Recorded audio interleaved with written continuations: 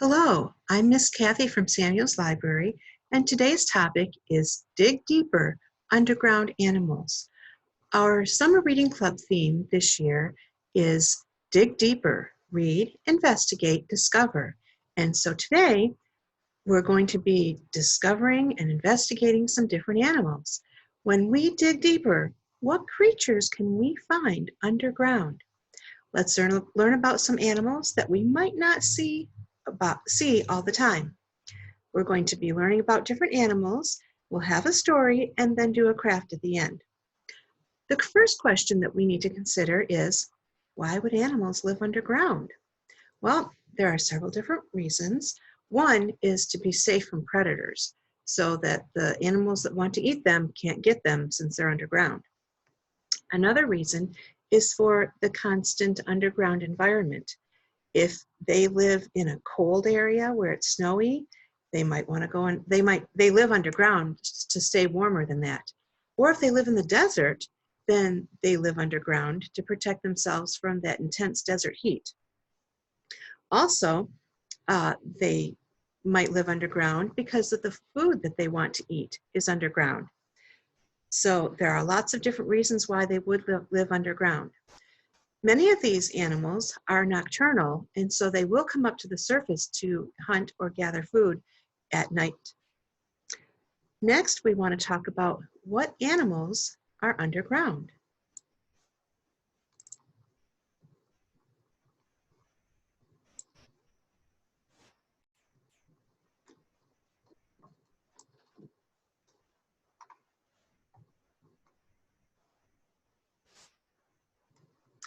There are animals from all different classes of animals. Animals have been grouped into different classes by their common characteristics. Most of us know about moles or chipmunks and ants that live underground, but there are animals from every class of animals that live underground. I'm going to show you pictures of some of those animals as we talk about them briefly.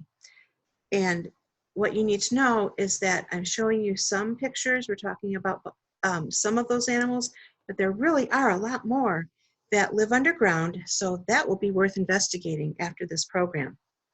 As I show you these pictures, most of them are ones that I have permission to share. If not, I'm going to give the photo credits verbally. So first, in the bird class, we have the burrowing owl. Now, usually we think of birds building their nests in trees or somewhere else that is high, but burrowing owls prefer the ground. They are out during the day, which is also different from other owls. They live in Western North America where it is flat. You also might find some in Florida and some in South America. They would like to modify an existing burrow whenever they can, but they are able to dig their own. Here is a video of some burrowing owls.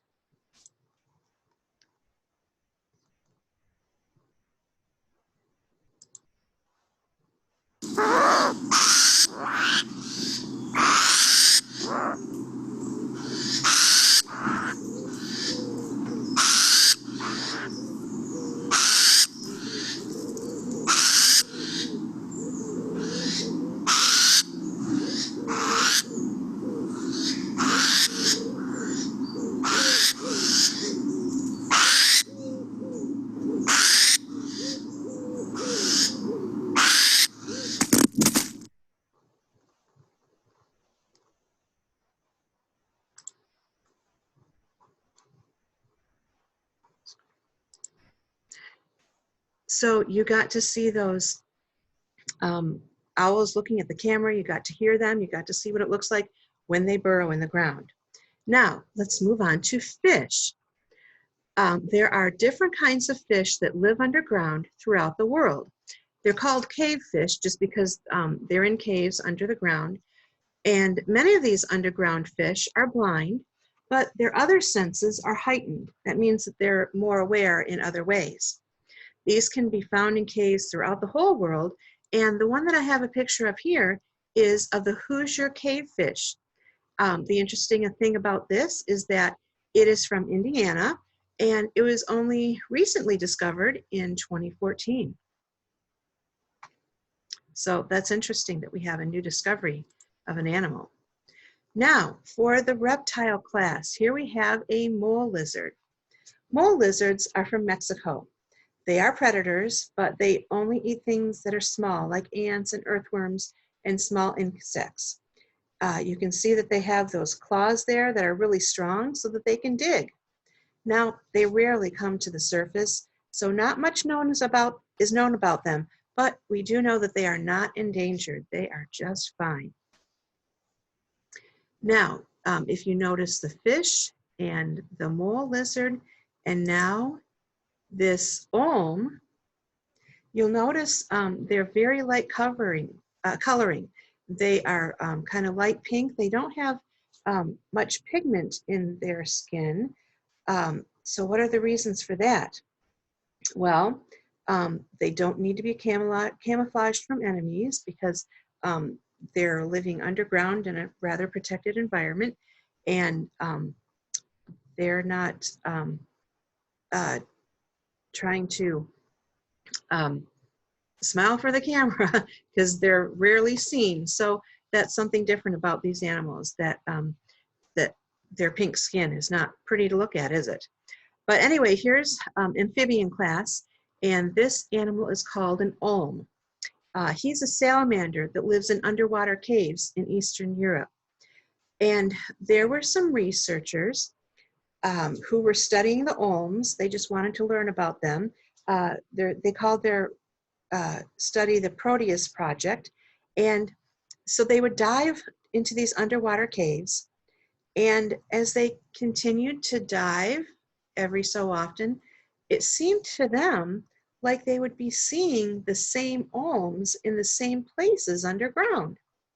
So then they marked 26 of the different olms that they found there. And they used a special dye on them that didn't hurt them. And so they could know which one was which by the markings.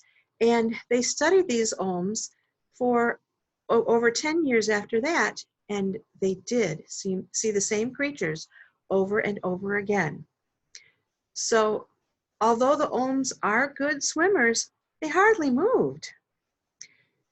Olms can live up to 100 years old, and they can go for 10 years without eating. So who knows what their motivation is for not going anywhere, but I would say, move over, sloths. The olms are moving slower than you are. This picture was taken by the researchers who are a part of the Proteus Project. Now let's move on to mammals. Here we have badgers, and you can find them throughout the world in lots of different places. They have a reputation for being mean. Armadillos are there. They live in the Western Hemisphere, which would be North and South America. The interesting thing about those is that when they have babies, they always have quadruplets. They always have 4 babies at a time. Next, we have a chipmunk. And chipmunks are found mostly in North America, and they're pretty cute, aren't they? We recognize them by their stripes. They stuff their cheeks full of food and then take it back to their burrows. Also on this page, we have a dwarf mongoose. They live in Africa. They are out in the daytime eating a lot of insects, but then of course go back to their underground burrows. Some more underground mammals. We have the fennec fox. Fennec foxes live in the Sahara Desert in northern Africa. These are the smallest of foxes, but they're known for their especially large ears, 6 inches long. They have been known to jump straight up in the air, 2 feet high from a standing position, or they're able to leap a distance forward of 4 feet. These foxes are nocturnal. They stay underground when it is so hot outside in the desert, and then they come out at night. Now let's look at the bilby. It lives in the deserts of Australia.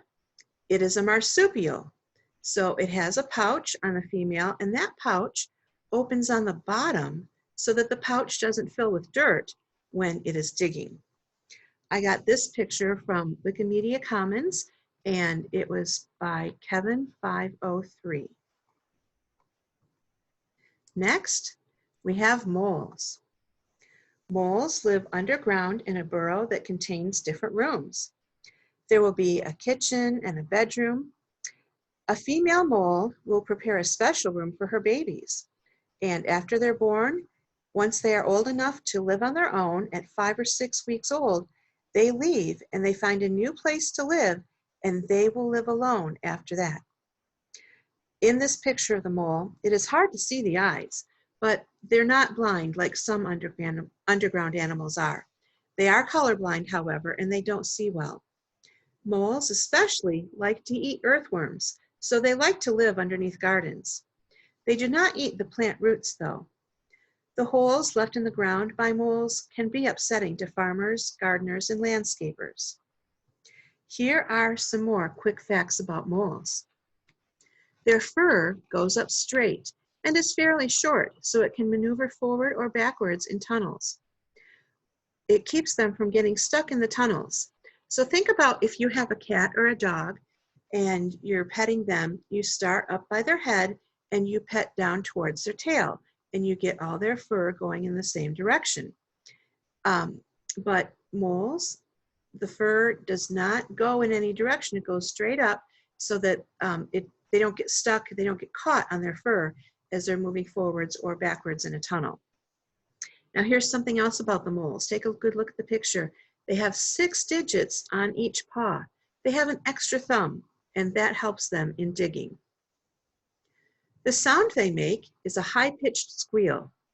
It may remind you of a bird chirping. Here's a video of the mole squeaking. You'll hear him right after the clicking sound.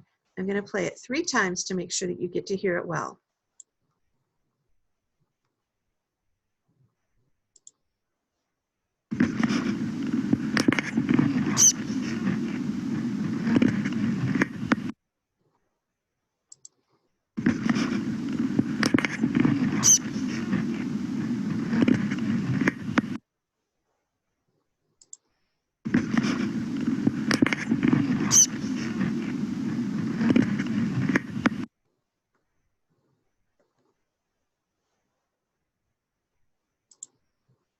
Now onto the insect class, and we're going to be talking about ants. Now ants are found throughout the world. They can live in different locations, but many ants do live underground. They live in colonies with a strict social structure. The queens lay the eggs, the males mate with the queens to produce the eggs, but they die shortly after that. And then all the female ants are taking care of the babies, they're building and cleaning the colony structure, and they're gathering food and water.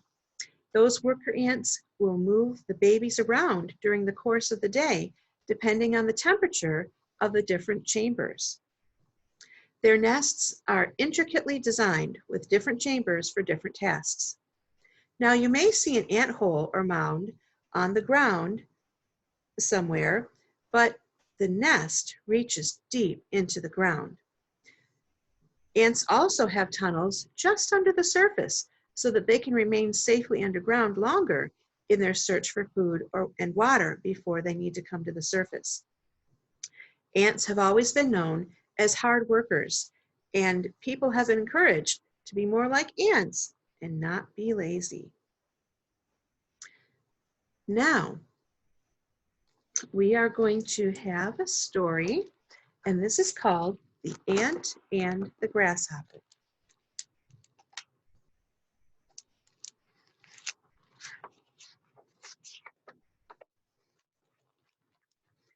A long time ago, in the old summer palace at the edge of the emperor's courtyard, there lived a grasshopper and a family of ants.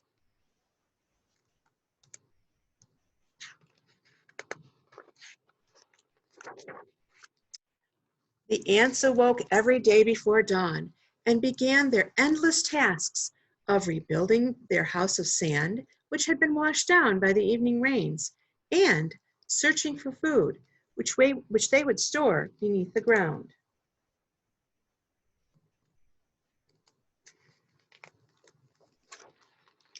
They carried their loads grain by grain, one by one, back and forth all day long.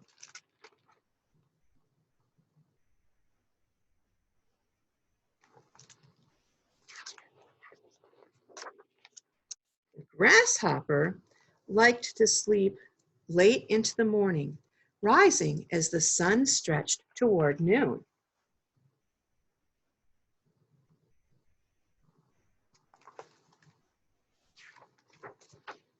"Silly ants," he would say, "you work too hard. Come follow me into the courtyard, where I will sing and dance for the great emperor."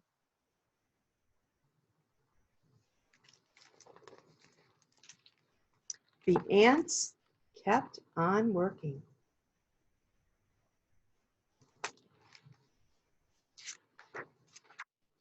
"Silly ants," the grasshopper would say, "see the new moon? Feel the summer breeze? Let us go together and watch the empress and her ladies as they prepare for Midsummer's Eve."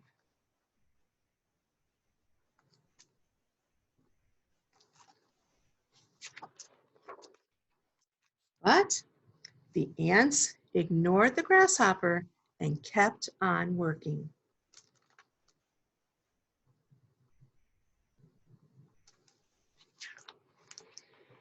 Soon the days grew shorter, and the wind brought cooler air from the north.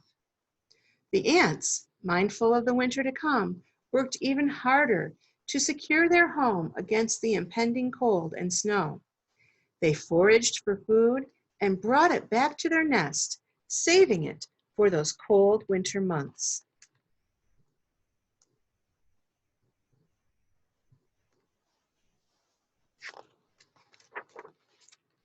"Silly ants," said the grasshopper, "don't you ever rest? Today is the harvest festival. The emperor will feast on mooncakes and sweet greens from the fields. I will play my music for him until the moon disappears into the smooth lake water. Come dance with me."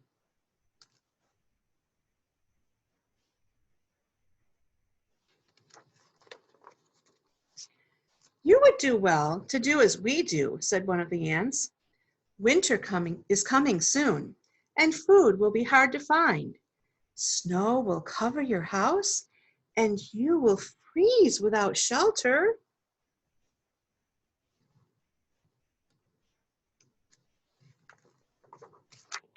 But the grasshopper ignored the ant's advice and continued to play and dance until the small hours of the morning.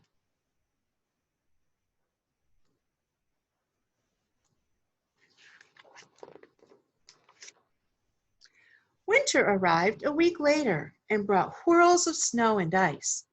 The emperor and his court left the summer palace for their winter home in the great forbidden city. The ants closed their door against the ice and snow, safe and warm, resting at last after their long days of preparation.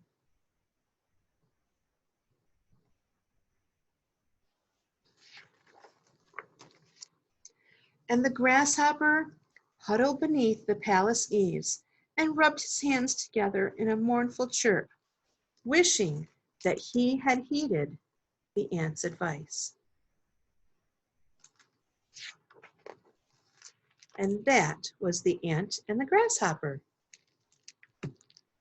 So be like an ant, be hardworking, make plans for the future so that you'll be well taken care of. Now, I promised you a craft, and let me show you something that you can make. You can make this little mole coming out of the ground.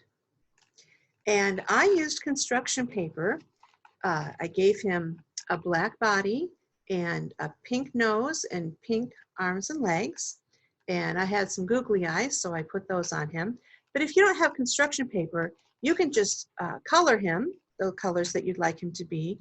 I also used green construction paper to make this grass around a styrofoam cup.